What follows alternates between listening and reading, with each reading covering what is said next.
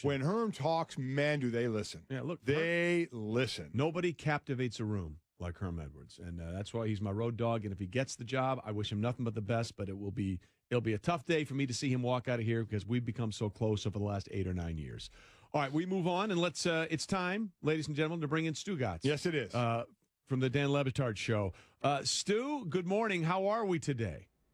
Good morning, guys. How are you? Congratulations on the new show. Thank you, Stu. We appreciate that. Yeah. So, Stu, a lot of things that we've been talking about this week have been obviously what's happened the last couple of days with Eli Manning being benched in favor of not Davis Webb, the rookie, but Geno Smith, as you know from your tortured days as a Jets fan when he was one of the starting quarterbacks there.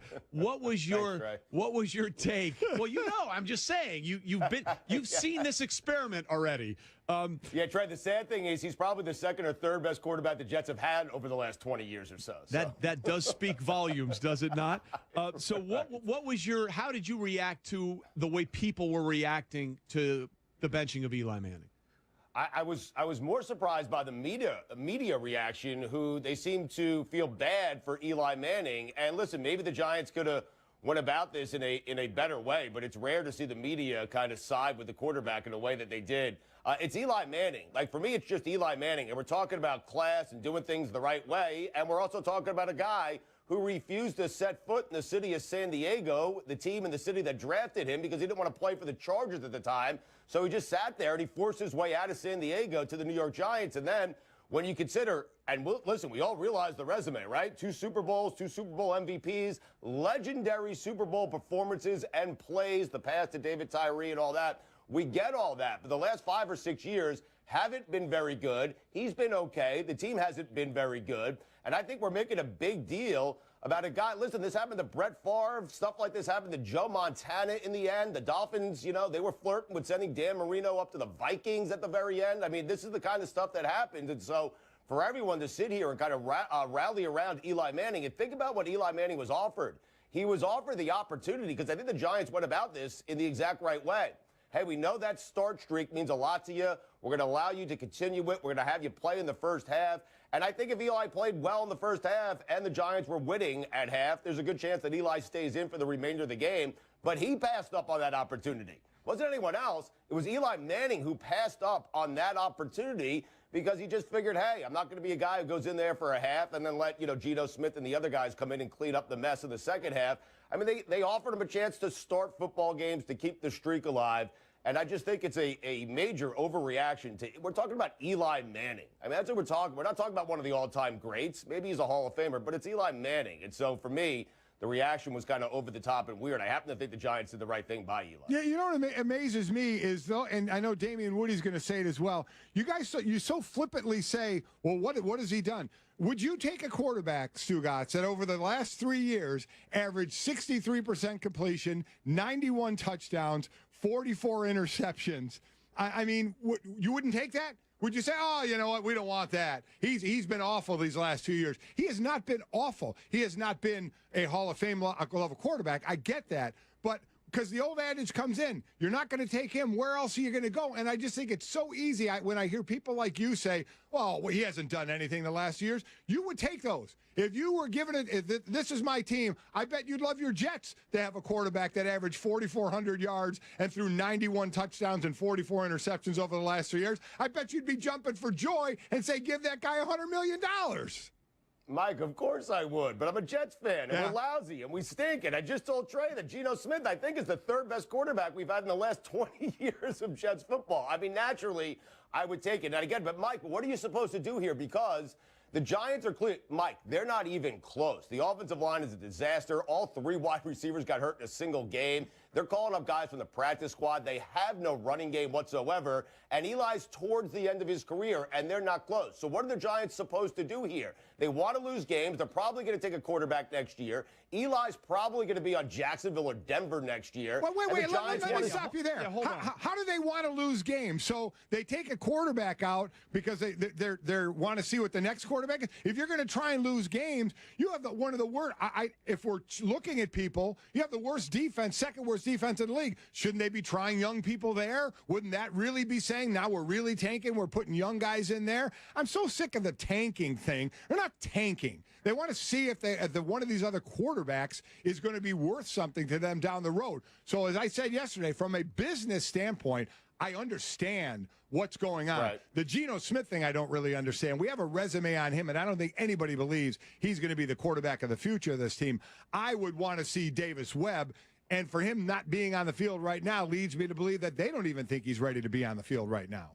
But, Mike, you don't think there's any tanking going on here at all? Because I think the problem that I think the problem that people have is they're not going from Eli Manning, a borderline Hall of Fame quarterback, to a young rookie that they think might be the next guy for the next 50. They're going to Geno Smith. That's who they're going to.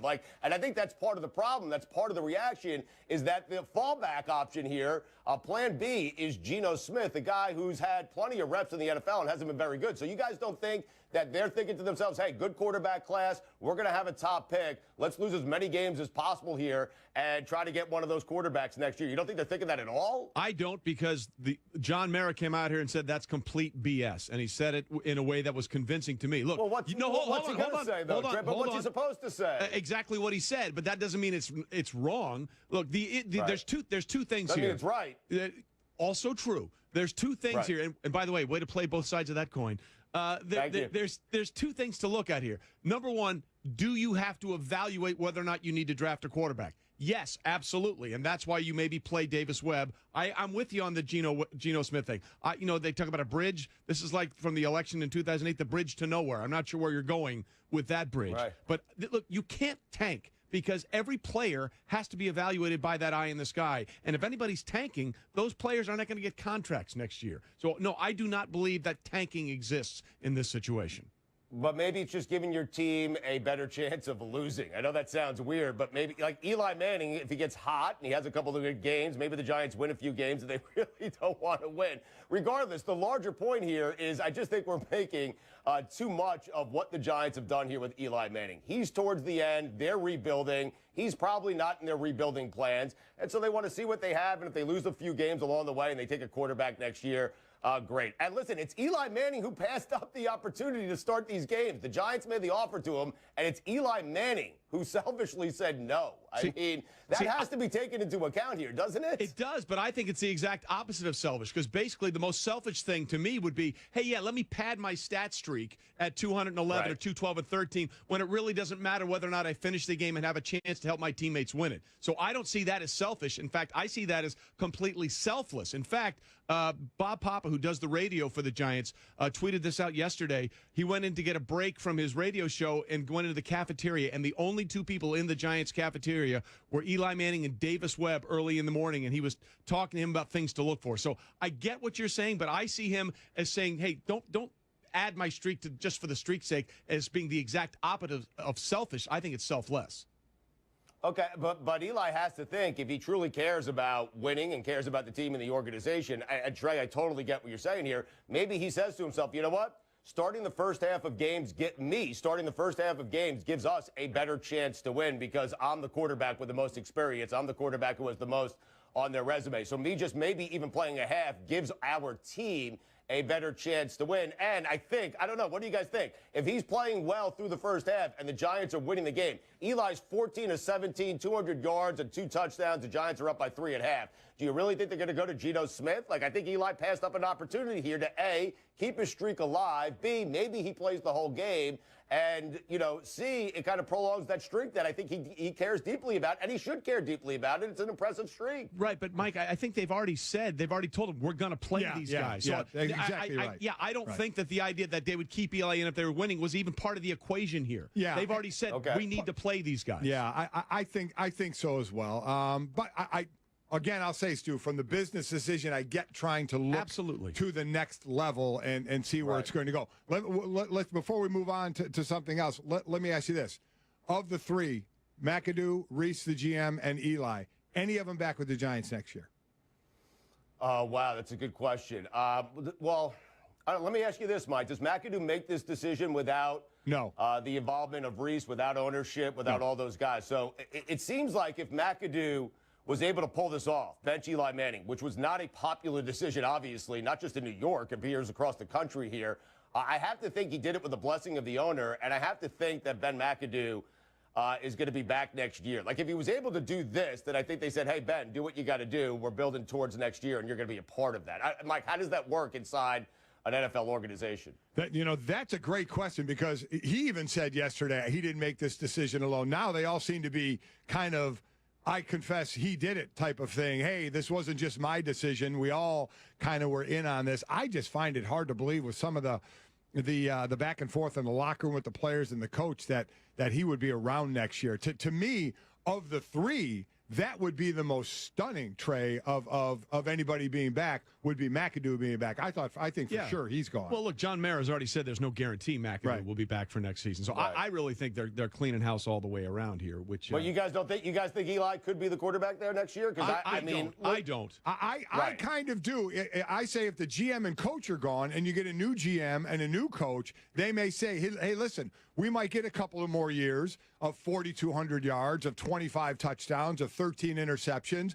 We got to work on our running game. We know that. Maybe if they get Saquon Barkley in the draft, the defense with basically these same guys 2 years ago was really good. If you can recapture that a bit, or unless you think they're in a complete rebuild, then there's no reason to have Eli on the team. I would completely agree with that. I would need to know if Brandon Marshall plans on coming back, the health of Odell Beckham Jr. Right. We do forget that all three wide receivers went out in a single game. Right. One game, they were all gone. So maybe if those three come back and they're healthy and Eli wants to play and the Giants want to have him back and they get Saquon Barkley, a lot of ifs here, Mike. But remember, a lot of people are picking the Giants not only to make the playoffs before the season started, some people picked them to go to the Super Bowl out of the NFC. So, guilty as charged. Maybe you guys are right. Guilty as charged. Guilty as charged there, Stu God. I did. Which, by the way, is living proof in the NFL. What's that old saying? Past performance is not an indication of future behavior. So that's certainly the way it is in the NFL. Look, I'll just get back to one thing about Eli and whether or not he's going to be back. I don't think the same guy who made sure he didn't want to go to San Diego that you alluded to in the draft is the same guy Eli is now. And if he feels like the organization, whether you believe it or I believe it or not, if he feels like the organization has cut him under, I think he's like, you know what, fine. I'll go on and prove myself somewhere else.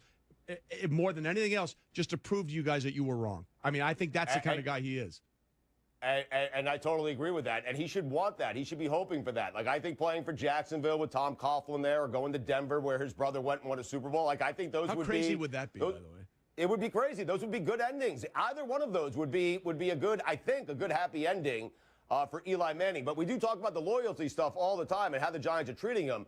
Guys, a couple of years ago when he was 35 years old, they did hand him a 4-year, $80 million contract. I mean, if that's not loyalty, I don't know what is. Yep. Stu, let's move on to another topic that we talked about a little earlier, the $89 million offer over 7 years from the league to the Players Coalition run by Anquan Bolden and Malcolm Jenkins. Eric Reed separated himself from that, seems to have a bit of back and forth with Malcolm Jenkins on how they're running that coalition. So there's a few tentacles to this, but your thoughts on just this next possible move, where many people, and certainly it seems like some of it, if not a lot of it, would be, here's some money, stop protesting anymore. From that side to, can it do good, and is that enough, or should there be more? Yeah, I heard your guys' conversation on the way in this morning. I thought it was a good one, and Mike Jr. was involved in it as well. Listen, it's a start. Mike, you're right. It's a start. They're offering $89 million, $100 million, whatever. There's a couple of different reports out there. And so it's a good start. But I understand the players wanting more than just money, because it does seem like hush money. It does seem like, listen, you guys are hurting the product by kneeling for the national anthem. We want it to go away. Here's $90 million to make it go away. And let's be honest, that's what billionaires do. That's how they make their problems go away. With money and with high-priced attorneys, that's what they do. And that's what this feels like. And the NFL players, I think they'll take the money. Who wouldn't take the money? It's going to help, obviously. But they want to see actions as well. Actions to them, I think, in this case, mean more than money. The money helps. They'll take it. But they want to see a plan of action as well, where the NFL will actually get behind them and go into the inner cities and do some actual real work with the NFL players. I think the players want to see this. And what's interesting to me is this is a negotiation. We've all been parts of negotiations before. I botched many in my day. But we've all been parts of We've all been parts of negotiations. And so how important is this to the NFL owners? That's what, if I'm the person in charge of the players, right? That's what about. How much money are you losing by us doing this? And how much does it mean to you to make it go away? That's it. Like, how much money and what do you need us to do to make this go away? Because I feel like the players actually have the leverage in this situation. Well, and that's the thing, and it goes back to the conversation we were having. This really goes down to one thing, and the lack of trust between the players and the owners in the NFL, as opposed to what we see with Adam Silver in the NBA working with the players, and Rob Manfred even working with the players in Major League Baseball to try and get something. That to me, it's not about the money as much as it is about, do we really trust you guys to carry this thing on going forward if that money is given to us. All right, Stu, before we let you, we got to have beef stew here. More beef with Nick Saban calling the media rat poison, or with him now saying Alabama should be in the playoff? Or I just can't believe he says, right, I just can't believe we're a year removed from Nick Saban saying that, conference championships mean everything. And here's a guy who's not even playing in the conference championship game saying that his team belongs to be in the Final Four. Listen, he has to say it, right, Trey? He has to say, what is he going to say? No, my team is not deserving of it. He has to say it. But you can't say what you said a year ago, Nick Saban, and then come out a year later when your team doesn't even play in the conference championship game and say my team is deserving of being one of the Final Four teams left at the end of the season. You just can't do it. And I got to be honest, I have the same way I have Patriot fatigue in the NFL, I have Alabama fatigue. I don't want to see him in the Final Four. There are other exciting teams out there. I'd rather see them than Alabama. And according to Nick Saban and the rules and the guidelines that he set last year, his team has not earned a right to be in this year's Final Four. Well, it's a fluid situation. Well, things change. It's like a river. Things move. It's all about the process. It is. Stu, that was fun today. We kind of went at it a little bit. I enjoyed that. That was nice. Yes, that was a lot of fun. Now, I'm still waiting on a massage. Who's doing it? Is it Trey? No, how are we doing this? No, I had no part of that bet. These fingers are going nowhere near your glutes. New guys doing the massage. Cut them off. No. Yeah, that's Golic. That's what I'm thinking. Golic, you got to break them in. Break in the new guy. No. Trey, this is your initiation. Then consider myself gone. And Stu, on that, we kiss you off. Thanks, Stu. We'll see you on the Levitard show later on today. Stu Gotts with us. Happy Tiger Woods Day. Enjoy it.